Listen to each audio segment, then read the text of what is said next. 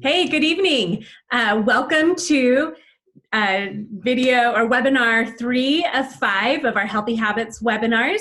Tonight I have my handsome guest again. This is my husband. And tonight we're going to talk about what do you want? What do you need and what do you want? So I'm going to share my screen with you. And unfortunately, we can't go live tonight because there's some problems with Zoom right now, and so it's not letting us go live to Facebook. So this is pre-recorded, but I am going to still post it everywhere. So, all right, I am sharing my screen. Our dogs are fighting underneath us, which is typical. All right, here we go. So, my name is Belinda Han. I am a certified health coach. I've been coaching for about a year now, and I work with and partner with hundreds and thousands of other health coaches across the world. And our goal is to help people achieve lifelong transformation, one healthy habit at a time. And I love this. We really focus on making sure that you are healthy for the long run, not just for a couple months when you're working with us, but for the rest of your lives. So this week so far, if you check out number 1 of 5, we talked about how is your life. And number 2 of 5 was being clear about your why. And these are free webinars. They're on my Facebook page. They're on my YouTube channel, and they're also on my LinkedIn page. And with each of these workshop or webinars, there is also a free resource to help you work through the things that we're talking about. So it's pretty cool. I'm seeing everybody give back, and I was really thinking, how could I give back? And I thought, well, I've got some awesome information about lifelong transformation, healthy habits that I'd love to share with my friends and family. Speaking of things people are giving back, have you guys seen Josh Groban's shower singing? Have you seen it? I have not seen it yet. Oh my gosh, it is so cute. He sang Somewhere Over the Rainbow in his shower the other day, and then he challenged other people to do shower duets with him, and he made sure that he said, and everybody needs to be fully clothed. I was gonna say I do that all the time, but you don't ever give me kudos for that. What the heck? Anyway, so there's lots of cool things happening.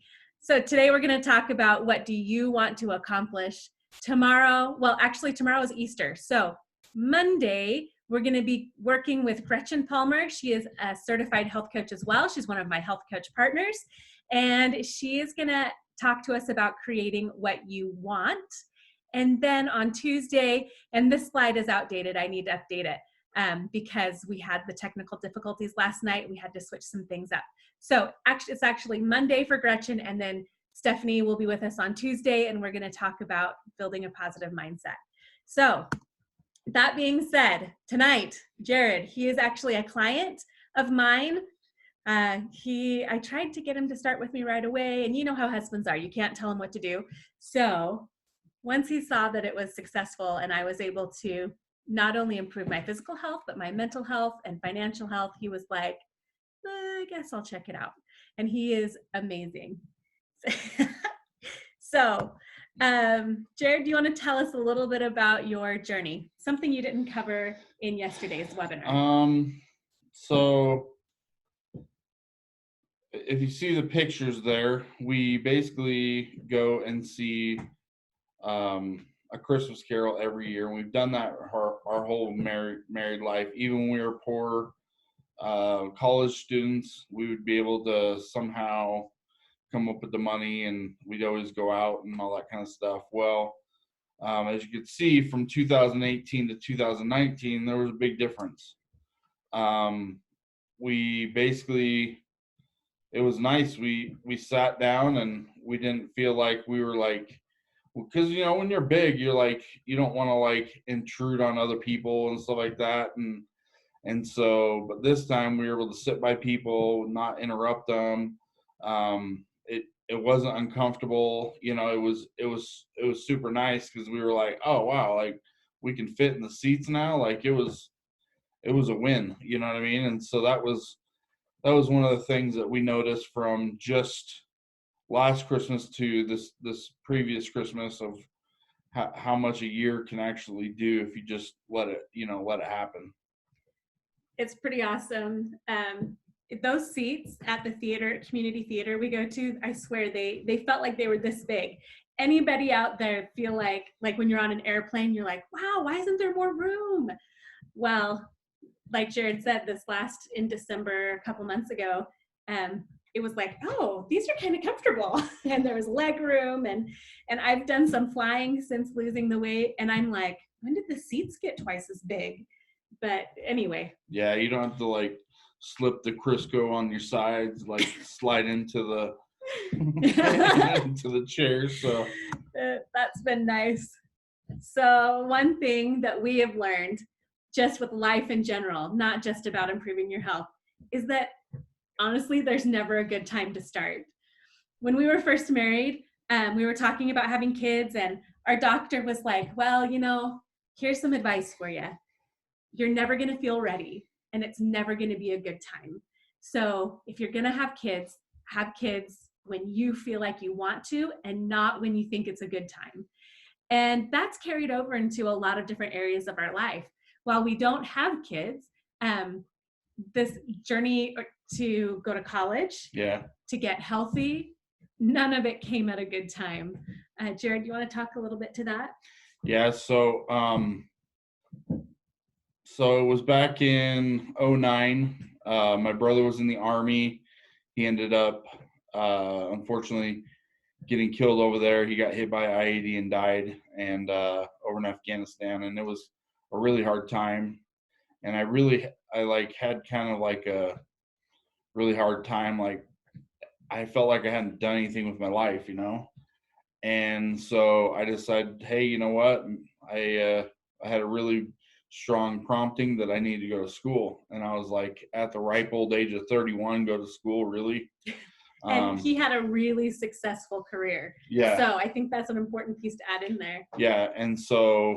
And I mean, I felt like I'd finally got my dream job that I've always wanted. It was outside sales, made my own schedule. Like it was awesome. And like I said, I felt like I needed to go to school, and I came home and told Belinda, and she was like, okay, let's do it. So I knew that I needed to go all in, though. I knew that I'm just that type of person where if I don't go all in with something, like it's not going to happen. It's not going to get done. So I ended up quitting my job. We lost 2/3 of our income overnight. I was teaching elementary school in Utah. So if you know what that means, it means I was making less than $30,000 a year. Yeah. And so lost 2/3 of our income overnight. Ended up having to move in with my parents in their basement. Belinda loved it the whole time. Actually, I did love it. His parents are awesome. And so, yeah, we just made it happen. I actually took it like one semester at a time. And the first semester, I think I got like a 3.9, and I was like, well, maybe I might be able to do this, I know. And then the next semester, I got like this 4.0. Now, keep in mind, like in high school, like I barely got good enough grades, like 1.8, 2.0, like to play sports, So, like that's my grades weren't great, and so to be able to get this good of grades was like, oh my gosh. And then all of a sudden I was like, well, maybe I can apply to BYU.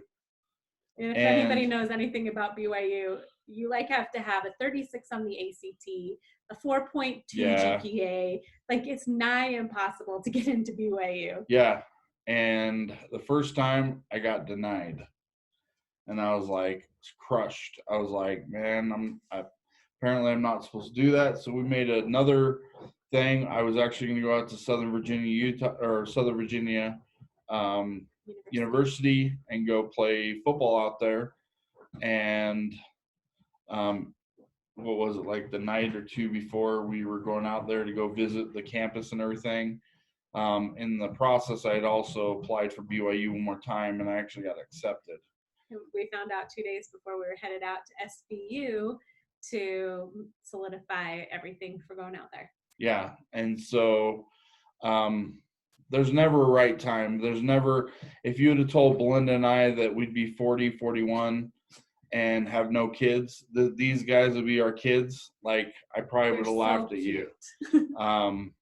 And you know, it's just, we're not in charge, you know. We think that we're in charge, but we're really not, you know. And I think the moral of the story is, if you feel prompted to do something, if you're feeling called to something, it's never going to be a good time. So just act. I love this quote by John Porter. People underestimate their capacity for change. There is never a right time to do a difficult thing. And looking back, it was the right time for him to go to school. It was the right time for him to be at BYU. It was the right time for us to move back here to Lehigh. And none of those decisions were easy. It was not a good timing on anything, but it all worked out. Yep. So relating that to your health, folks, it is never a good time to get healthy. There's always going to be an excuse. There's always going to be a reason not to do it. And you can blame it on whatever you want. I don't have enough money. I don't have enough time. I don't have enough energy. But honestly, if you're feeling prompted to do this, if you know that your life will change if you change your health, you need to act on it, because your capacity for change is so much more than you think it is. So here's a question for you. Where are you at right now with your desire to improve your health and well-being? So on this scale of 1 to 10, take a look at it. 1, you're not ready to change. 5 to 6, you're almost ready to change. And 9, 10, you are so ready to change. I want you to make a mental note or write it down. Where do you fall on this readiness ruler? Jared, when you started your health journey last semester, where were you at on this ruler? I was probably at like a 7 or 8, like I was, but I've done so many things in the past, and I was like, this is not going to happen this time, you know, like I was just frustrated. I was discouraged, a lot of stuff, you know? Yeah. But when you jumped in and committed to it and did it, what happened? Well, it's because I had a good health coach. That's why. Yeah. So if anybody needs a health coach, I'm here. Yeah. Because I had an amazing health coach. That was the biggest part, you know? But it gives you that extra oomph when you need it, when, you know, you might want to go here or go there, or eat this or not do this, you know. And so it just kind of gives that extra little willpower, if you will, that somebody to be accountable to. Here's another secret though. If you rated yourself between a 7 and 10, you are going to be successful in whatever change you want to make. So anytime you want to make a change, or you think, something might need to change, pull out a scale like this and say, okay, where am I at on the readiness ruler? How ready am I to change? And if you score yourself anything 7 or above, you are ready to change. And that's so important, is to be ready. Because you know what happens if you're not ready?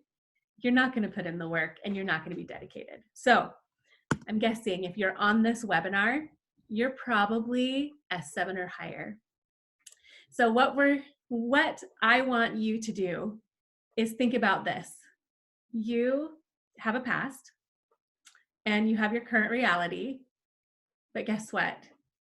It doesn't have to stay the way it is, and it doesn't have to be what you've done in the past. You have the power to write your own story. So Dr. Anderson, who is, Jared's mind was just blown. Wow, that was. But honestly, when my health coach told me this, I remember going, oh my gosh, I don't have to be what my parents were. I don't have to be what I have been. I can be who I want to be. I can write my own story, and it can be totally new and different. And maybe it does sound lame a little bit, but for me, it was super motivating. So Dr. Anderson, he is one of the folks that created the program that I get to partner with and coach from. And he said this: we confuse the things that bring immediate pleasure with the things that lead to lasting fulfillment. Most of the things that create pleasure are only present while we're doing them. So Jared, what are some things that create pleasure for you? I like sports. Okay. I like watching sports. Okay. Unfortunately, with the COVID-19, there is none right now. Yeah, we're watching athletes play video games about athletes. Yeah. Yep. So, okay, Hey, so I gotta get my sports fix somehow. watching a game, is it bad to watch a game Well, or a match? No, no. but it brings you that immediate pleasure watching it. Okay. Well, but so let's do a real life example, right? Okay. So you just told me, hey, I've got 10-15 minutes, we're gonna go live. And what did I do? You put your hat on? No. Oh. What was my attitude? I don't know. I wasn't paying attention. Wow. I just knew he would do it.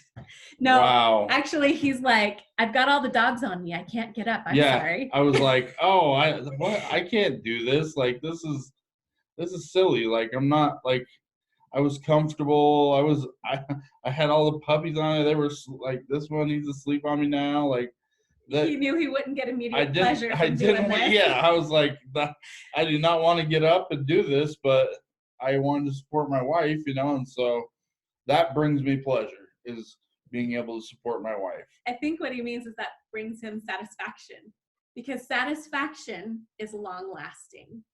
Satisfaction is looking beyond immediate pleasure to what's going to help you feel satisfied in the long run. Yeah. So it's like choosing to eat a Twix bar, which is going to bring you immediate pleasure, or saying, you know what? I'm on this health journey. I'm choosing not to eat a Twix bar, and instead I'm going to eat a healthy protein bar or drink a protein shake. And that choice of choosing a protein bar or protein shake is going to provide you satisfaction in the long run. You're going to be able to reach those long-term goals. So I think it's important to recognize that there's pleasure, which is immediate, and then there's satisfaction, which is long-term fulfillment. Amen.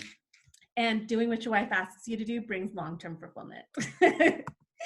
So with that, here is, have you guys seen the analogy? I'm sure you have. Like, if you're a Stephen Covey fan, or you're from Utah, it's almost guaranteed. Or if you're a member of the Church of Jesus Christ of Latter-day Saints, you have seen this example.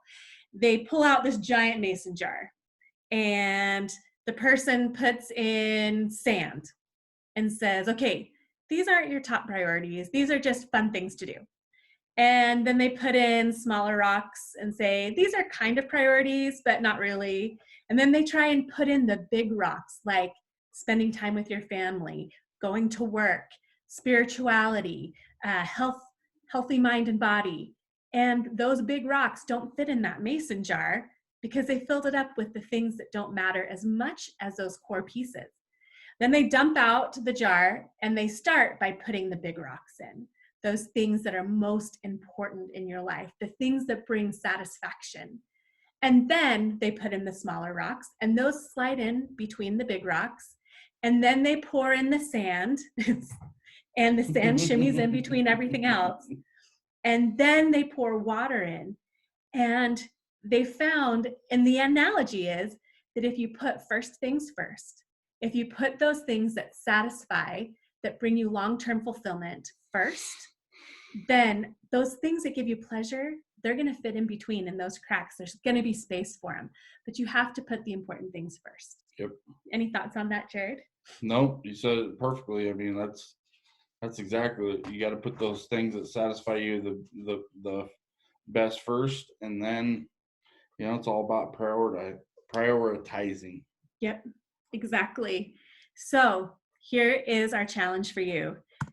There is a free macro habit readiness ruler that I will provide you if you like or comment on this webinar. And this ruler is going to help you judge your readiness to change. It's going to take a look at the 6 micro habits of health. First is healthy weight management. Second, healthy eating and hydration. Third, healthy motion. Fourth, healthy sleep. Fifth, healthy mind. And sixth, healthy surroundings. And it's got specific questions within each of those macro habits that help you identify how ready you are to change. So once you identify where you're at, it's also going to ask you questions like, let's see, what led you to pick the number on the readiness ruler? So it's going to make you think, why did I choose a 6 on healthy weight management? What are the specific things? And then it also asks you, okay, if possible, what would help you pick a higher number? And then you can assess, what do you need to do to change? So I'm excited for you to do this. It's going to tie in with Monday's webinar, and everything we've done. The first thing we did was the first thing we did was a well-being survey. And if you want that, go back to video number 1 and I will make sure you get that. And the second thing we did was tie that well-being survey in with finding your why. And now we're tying the well-being, that becoming aware, using your why, and we're tying those things together into how ready are you to change and what areas are you most ready to change in. And remember, if you rate yourself a 7 or higher on this macro habit readiness ruler that I'm providing, that means you are ready to change. If you haven't, you're not quite there yet. So, Jared, anything to add? No, it really goes down to that readiness ruler. Like if you're below that 7, what would you do? What would help you get to a higher number? And then let's get you there. Yeah, absolutely. And if you have any questions or need any help, reach out to me, reach out to Jared. We're both available and would love to help you establish lifelong transformation, one healthy habit at a time. Have a wonderful evening, and we will see you later.